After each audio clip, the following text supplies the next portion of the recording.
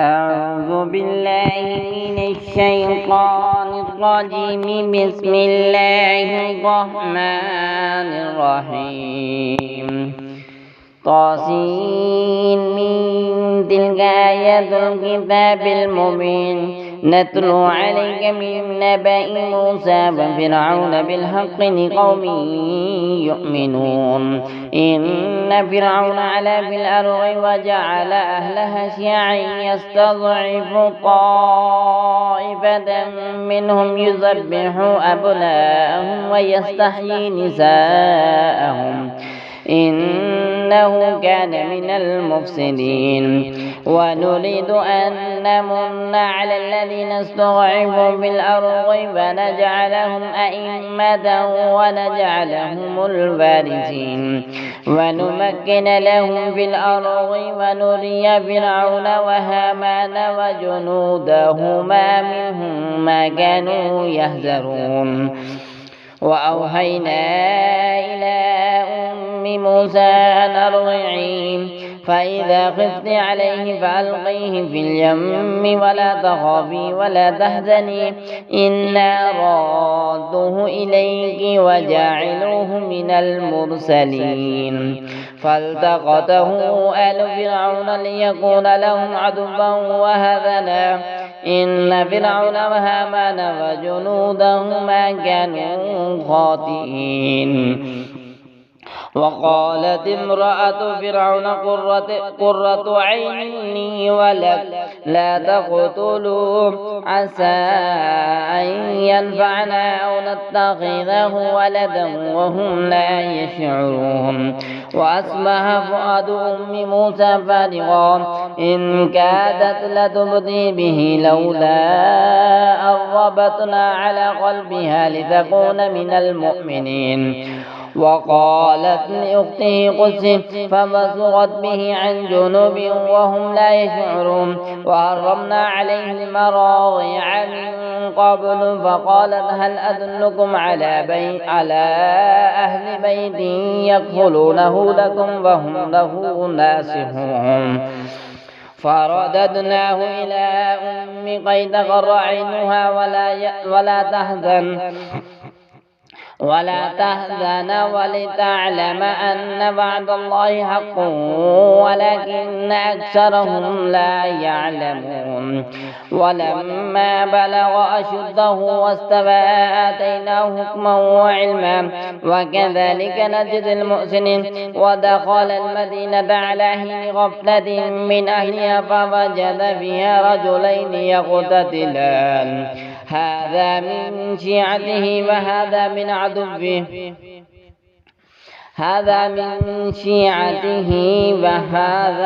من عدوه فاستغاثه الذي من شيعته على الذي من عدوه فوكزه موسى فقضى عليه قال هذا من عمل الشيطان إنه عدو مضل مبين. قال رب إني ظلمت نفسي فاغفر لي فغفر له إنه هو الغفور الرحيم. قال رب بما أنعمت علي فلن أكون ظهيرا للمجرمين. فأصبح في المدينة خائفا يترقب فإذا الذي استنصره بالأمس يستصرخه. قال له موسى إنك لكبي مبين. فلما أن أراد أن يبطش بالذي هو عدو لهما قال يا موسى أتريد أن تقتلني كما قتلت نفسا بالأمس إن تريد إلا أن تكون جبارا في الأرض وما تريد أن تكون من المصلحين. وجاء رجل من أقصى المدينة يسعى قال يا موسى إن الأمل يأتمرون بك ليقتلوك فاخرج إني لك من الناصحين. فخرج منها خائفا يترقب قال رب نجني من القوم الظالمين. ولما توجه تلقاء مدين قال عسى ربي أن يهديني سواء السبيل ولما برد ماء مدين وجد عليه أمة من الناس يسقون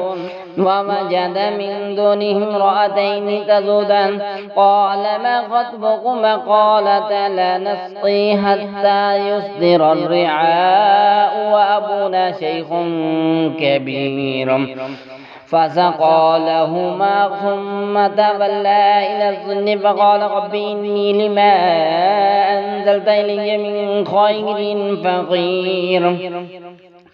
فجاءته إحداهما تمشي على استحياء قالت إن أبي يدعوك ليجزيك أجر ما سقيت لنا فلما جاءه وقص عليه القصص قال لا تخف نجوت من القوم الظالمين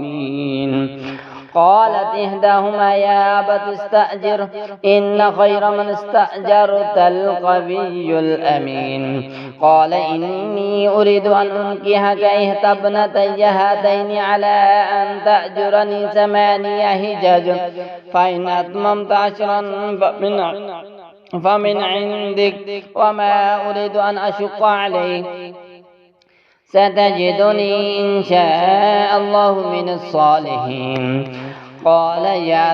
قال ذلك بيني وبينك أيما الأجلين قضيت فلا عدوان علي والله على ما نقول وكيل فلما قضى موسى الأجل وسار بأهله آنس من جانب الطور نارا قال لأهلهم كثوا إني آنست نارا لعلي آتيكم منها بخبر أو جذوة من النار لعلهم تصطلون فلما أتاها نودي من شاطئ الوادي الأيمن في البقعة المباركة من الشجرة أن يا موسى إني أنا الله رب العالمين وأن ألق عصاك فلما رآها تهتز كأنها جان ولا مدبرا ولم يعقب يا موسى أقبل ولا تخف إنك من الآمنين أسلك يدك في جيبك تخرج بيضاء من غير سوء واغمم إليك جناحك من الرهب فذلك برهانان من ربك إلى فرعون وملئه إنهم كانوا قوما فاسقين قال رب إني قتلت منهم نفسا فأخاف أن يقتلون وأخي هارون هو أفصح مني لسانا فأرسله معي يرد أن يصدقني إني أخاف أن يكذبون قال سنشد أسدك بأخيك ونجعل لكما سلطانا فلا يصلون إليكما بآياتنا أنتما ومن اتبعكما الغالبون فلما جاءهم موسى بآياتنا بينات قالوا ما هذا إلا سحر مفترى وما سمعنا بهذا في آبائنا الأولين وقال موسى ربي أعلم بمن جاء بالهدى من عنده ومن تكون له عاقبة الدار إنه لا يفلح الظالمون وقال فرعون يا أيها الملأ ما علمت لكم من إله غيري فأوقد لي مع هامان على الطين فاجعل لي سرحا لعلي أطلع إلى إله موسى فإني لأظنه من الكاذبين واستكبر هو وجنوده في الأرض بغير الحق وظنوا أنهم إلينا لا يرجعون فأخذناه وجنوده فنبذناهم في اليم فانظر كيف كان عاقبة الظالمين وجعلناهم أئمة يدعون إلى النار ويوم القيامة لا ينصرون وأتبعناهم في هذه الدنيا لعنة ويوم القيامة هم من المقبوحين ولقد آتينا موسى الكتاب من بعد ما أهلكنا القرون الأولى بصائر للناس وهدى ورحمة لعلهم يتذكرون وما كنت بجانب الغربي إذ قضينا إلى موسى الأمر فما كنت من الشاهدين ولكننا أنشأنا قرونا فتطاول عليهم الأمر وما كنت سابيا في أهل مدين تتلو عليهم آياتنا ولكننا كنا مرسلين وما كنت بجانب الطور إذ نادينا ولكن رحمة من ربك لتنذر قوما ما أتاهم من نذير من قبلك لعلهم يتذكرون ولولا أن تصيبهم مصيبة بما قدمت أيديهم فيقولوا ربنا لولا أرسلت إلينا رسولا فنتبع آياتك ونكون من المؤمنين فلما جاءهم الحق من عندنا قالوا لولا أوتي مثل ما أوتي موسى أولم يكفروا بما أوتي موسى من قبل قالوا سحران تظاهرا وقالوا إنا بكل كافرون قالوا فأتوا بكتاب من عند الله وأهدى منهما أتبعه إن كنتم صادقين فإن لم يستجيبوا لك فاعلم أنما يتبعون أهواءهم ومن أضل ممن اتبع هواه بغير هدى من الله إن الله لا يهدي القوم الظالمين ولقد وصلنا لهم القول لعلهم يتذكرون الذين آتيناهم الكتاب من قبله هم به يؤمنون وإذا يتلى عليهم قالوا آمنا به إنه الحق من ربنا إنا كنا من قبله مسلمين أولئك يؤتون أجرهم مرتين بما صبروا ويدرؤون بالحسنة السيئة ومما رزقناهم ينفقون وإذا سمعوا اللغو أعرضوا عنه وقالوا لنا أعمالنا ولكم أعمالكم سلام عليكم لا نبتغي الجاهلين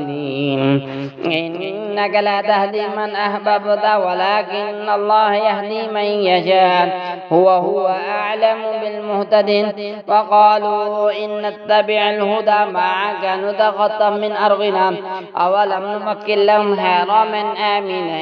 يجبى إليه ثمرات كل شيء رزقا من لدنا ولكن أكثرهم لا يعلمون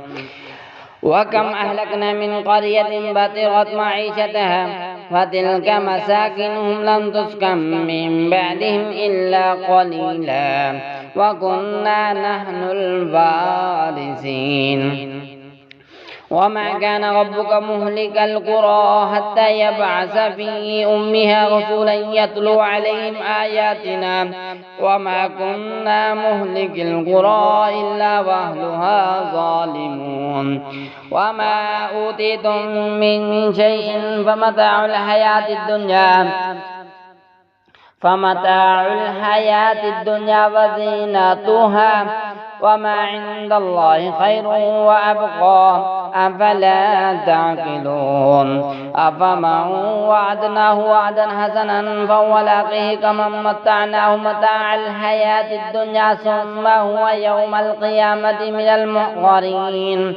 ويوم يناديهم فيقول أين شركائي الذين كنتم تزعمون قال الذين حق عليهم القول ربنا هؤلاء الذين أغويناهم كما غوينا تبرأنا إليك وما كانوا إيانا يعبدون وقيل ادعوا شركاءهم فادعوهم فلم يستجيبوا لكم ورأوا العذاب لو أنهم كانوا يهتدون ويوم يناديهم فيقول ماذا أجبتم المرسلين فعميت عليهم الأنباء يومئذ فهم لا يتساءلون فأما من تاب وآمن وعمل صالحا فعسى أن يكون من المفلحين وربك يخلق ما يشاء ويختار ما كان لهم الخيار سبحانه وتعالى عما يشركون وربك يعلم ما تكن صدورهم وما يعلنون وهو الله لا إله إلا هو له الحمد في الآخرة وله الحكم وإليه ترجعون له الحمد في الأولى والآخرة وله الحكم وإليه ترجعون قل أرأيتم إن جعل الله عليكم الليل سرمدا إلى يوم القيامة من إله غير الله يأتيكم بضياء أفلا تسمعون قل أرأيتم إن جعل الله عليكم النهار سرمدا إلى يوم القيامة من إله غير الله يأتيكم بليل تسكنون فيه أفلا تبصرون ومن رحمته جعل لكم الليل والنهار لتسكنوا فيه ولتبتغوا من فضله ولعلكم تشكرون ويوم يناديهم فيقول أين شركائي الذين كنتم تزعمون ونزعنا من كل أمة شهيدا فقلنا هاتوا برهانكم فعلموا أن الحق لله وضل عنهم ما كانوا يفترون إن قارون كان من قوم موسى فبغى عليهم وآتيناه من الكنوز ما إن مفاتيحه لتنوء بالعصبة أولي القوة إذ قال له قومه لا تفرح إن الله لا يحب الفرحين وابتغ فيما آتاك الله الدار الآخرة ولا تنس نصيبك من الدنيا وأحسن كما أحسن الله إليك ولا تبغ الفساد في الأرض إن الله لا يحب المفسدين قال إنما أوتيته على علم عندي أولم يعلم أن الله قد أهلك من قبله من القرون من هو أشد منه قوة وأكثر جمعا ولا يسأل عن ذنوبهم المجرمون فخرج على قومه في ذنته قال الذين يريدون الحياة الدنيا يا ليت لنا مثل ما أوتي قارون إنه لذو حظ عظيم وقال الذين أوتوا العلم ويلكم ثواب الله خير لمن آمن وعمل صالحا ولا يلقاها إلا الصابرون فخسفنا به وبداره الأرض وما كان له من فئة ينصرونه من دون الله وما كان من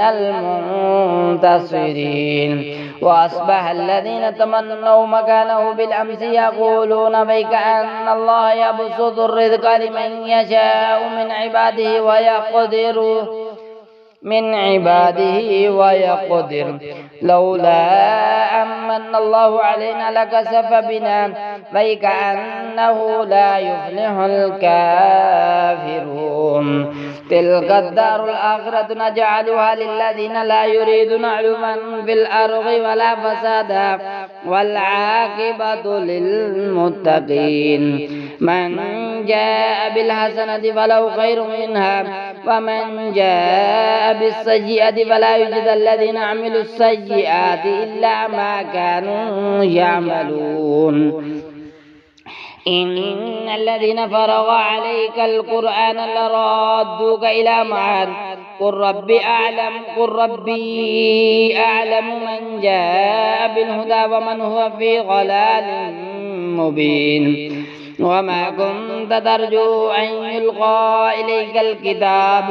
إليك الكتاب إلا رحمة من ربك ولا تكونن ظهيرا للكافرين ولا يصدنك عن آيات الله بعد إذ أنزلت إليك وادع إلى ربك ولا تكونن من المشركين ولا تدع مع الله إلها آخر لا إله إلا هو كل شيء هالك إلا وجهه له الحكم وإليه ترجعون آمنت بالله صدق الله العظيم.